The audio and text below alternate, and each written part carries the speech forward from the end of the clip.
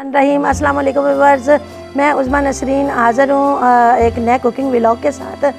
Viewers कैसे हैं आप? उम्मीद करती हूँ कि आप खैर खैरियत से होंगे और अल्लाह से दुआ गो हूँ कि आप जहाँ भी रहें अल्लाह की रहमतों के साए में रहें। व्यूअर्स आज मैं बना रही हूँ मटन कोरमा। तो इसके लिए जो चीज़ें मुझे चाहिए वो मेरे पास रखी हुई हैं और बाकी जो है वो मैं साथ साथ बताती जाऊँगी। तो इसके लिए मैंने जी 1 किलो मटन लिया है, ये मेरे पास रखा हुआ है और इसको सबसे पहले मैं बॉयल करूँगी। और बॉयल करने के लिए बॉयल करते हुए साथ में जब मैं रखूँगी तो इसमें मैंने प्याज और गरम मसाला और 6 से 7 जो है काली मिर्चें डालूँगी, 2 से 3 अदद जो है वो सब्ज़ मिर्चें डालूँगी। और इसी तरह बॉयल पानी, मैंने पहले भी आपको एक व्लॉग में बताया था कि हम जो है बॉयल पानी पीते हैं तो हम खाने में भी वही इस्तेमाल करते हैं। तो मेरे पास बॉयल पानी रखा हुआ है, मैं वो इसमें डालूँगी और डाल के तो बिस्मिल्लाह शुरू करते हैं जी। बिस्मिल्लाहिर्रहमानिर्रहीम। सबसे पहले ये जी मैं पानी डालूँगी।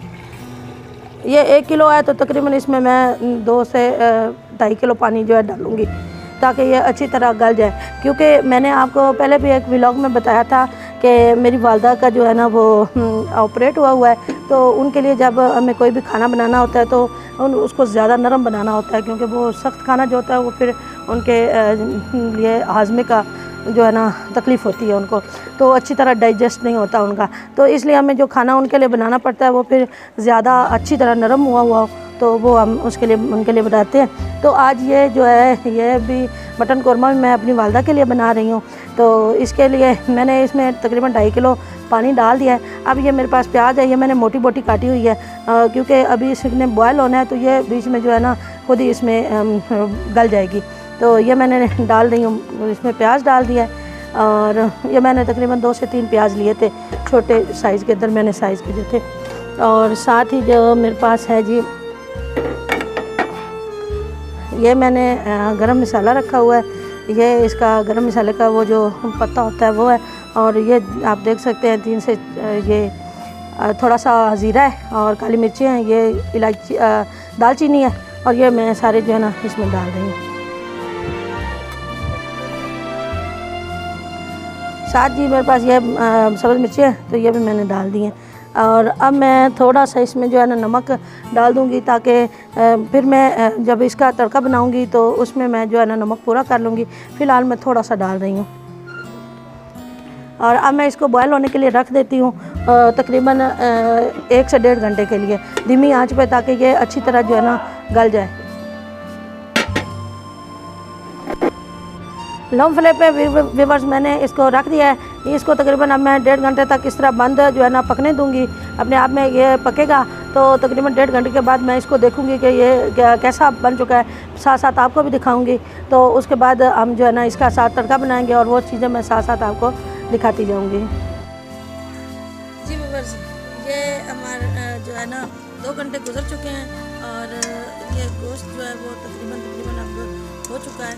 ये देखिए माशाल्लाह 1.5 घंटे बाद मैंने चेक किया था तो अभी जो है ना मुझे महसूस हुआ कि ये अभी कच्चा है, तो मैंने दोबारा जो है इसको पकने के लिए रख दिया था। अब जी व्यूअर्स गोश्त हमारा बॉयल हो चुका है और बेहतरीन बॉयल हो गया है। अब मैं जो है ना मैं इसकी तड़का बनाने लगी हूँ। तो व्यूअर्स इसमें जो है ना मैं देसी घी डालूँगी, क्योंकि ये मैंने पहले आपको बताया था कि मैं अपनी वालदा के लिए बना रही हूँ, तो उनके लिए जो भी खाना बनाते हैं हम वो देसी घी में बनाते हैं। तो ये तकरीबन ना जी व्यूअर्स ये घी जो है वो हमारा गर्म हो चुका है। तो अब मैं इसमें प्याज डालूँगी। अब प्याज़ों को जो है ना हम फ्राई करेंगे तकरीबन जब तक ये ब्राउन हो जाए।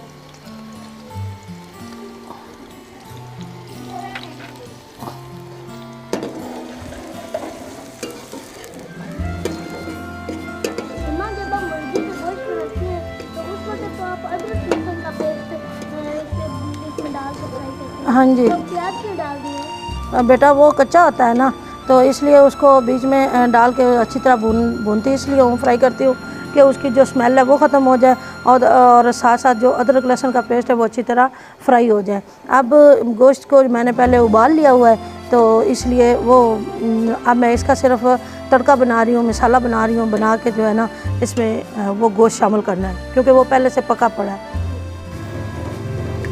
जी व्यूअर्स, ये जो प्याज है वो ब्राउन होना शुरू हो गए हैं, ये देखें। अब जो है मैं इसमें अदरक लहसुन का पेस्ट जो मेरे पास रखा हुआ है वो मैं डालूँगी और इसको तकरीबन 3 से 4 मिनट के लिए भूनूँगी अच्छी तरह, ताकि ये अच्छी तरह भून जाए और इसका कच्चापन ख़त्म हो जाए। जी व्यूअर्स, ये अदरक लहसुन का पेस्ट जो है वो अच्छे तरह से भुन चुका है। अब मैं इसमें टमाटर डालूँगी। टमाटर व्यूअर्स मैंने लंबे लंबे काटे हुए हैं और आप अपनी जी व्यूअर्स, जब अब मौसम काफ़ी ठंडा हो रहा है माशाल्लाह और हवा भी हल्की हल्की चलना शुरू हो गई है। जब मैंने गोश्त बॉयल होने के लिए रखा था तब बहुत गर्मी थी, बहुत ज़्यादा धूप थी और बिल्कुल भी साए की जगह नहीं मिल रही थी हमें। तो अब माशाल्लाह मौसम जो है ना काफ़ी ठंडा हो चुका है और ये व्यूअर्स, ये मसाला माशाल्लाह बहुत अच्छा भुन रहा है। अब मैं थोड़ी सी इसमें लाल मिर्च का पाउडर डालूँगी, ये ताकि जो है ना इसका जायका और अच्छा बन जाए। तो इसको तकरीबन 1 से 2 मिनट के लिए जो है ना भूनूँगी अच्छी तरह। फिर उसके बाद जो है इसमें मैं दही शामिल करूँगी।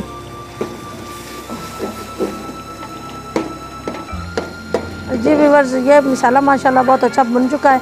अब जो है मैं इसमें दही शामिल करूँगी।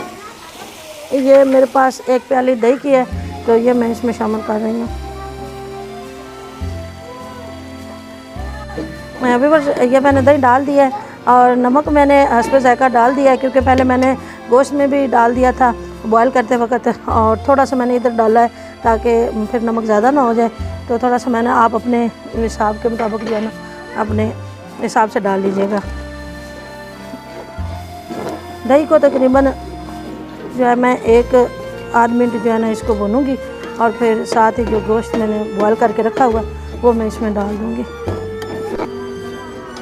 जी व्यूअर्स, थोड़ी सी मैं इसमें जो है ना तकरीबन 2 चुटकी जो है वो हल्दी डाल रही हूँ ताकि इसका कलर जो है मज़ीद अच्छा हो जाए।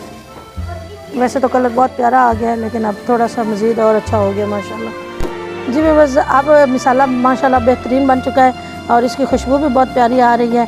तो अब ये भुन चुका है तकरीबन, तो अब जो है मैं इसमें गोश्त डालूँगी और गोश्त पहले जो है ना मैं सिर्फ गोश्त को डालूँगी, पानी नहीं आने दूँगी, यखनी जो है वो नहीं आने दूँगी, साथ सिर्फ गोश्त डालूँगी और इसमें तकरीबन 2 से 3 मिनट जो है ना मैं इसको फ्राई करूँगी अच्छी तरह। गोश्त डालने के बाद व्यूअर्स मैं जो है ना इसमें 2-3 मिनट इसको अच्छी तरह भूनूँगी। उसके बाद जो है मैं इसमें यखनी डालूँगी।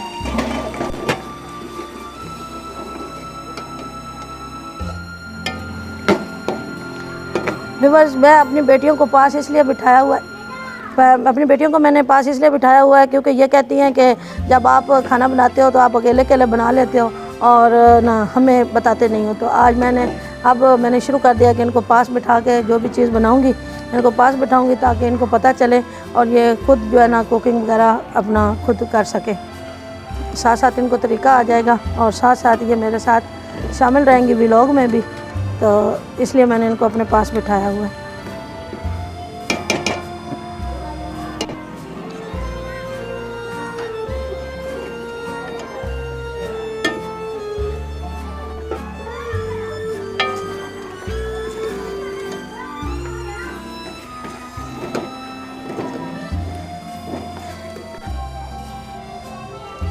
जी व्यूअर्स, ये गोश्त जो है वो बन चुका है। तो अब जो है मैं इसने सारा जो है ना ये देखिए घी जो है वो छोड़ दिया है, घी साइड पे आ चुका है, तो मतलब ये अच्छी तरह बन चुका है। अब जो है मैं इसमें जो इसकी यखनी थी वो इसमें शामिल कर दूँगी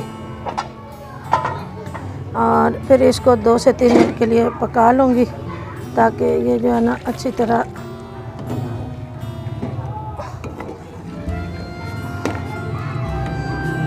बॉयल करते हुए मैंने इसमें सारे मसाले डाल दिए थे और अब जो है मसाले जो इसका तड़का बनाया उसमें भी सारे मसाले डाल दिए हैं।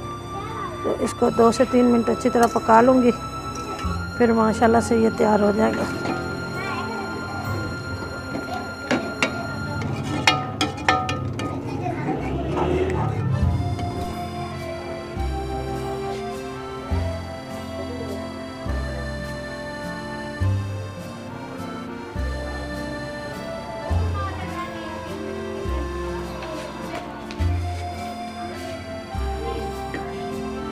ओए जैदी नहीं मैं आनी पियाई है मैं उबरा पिया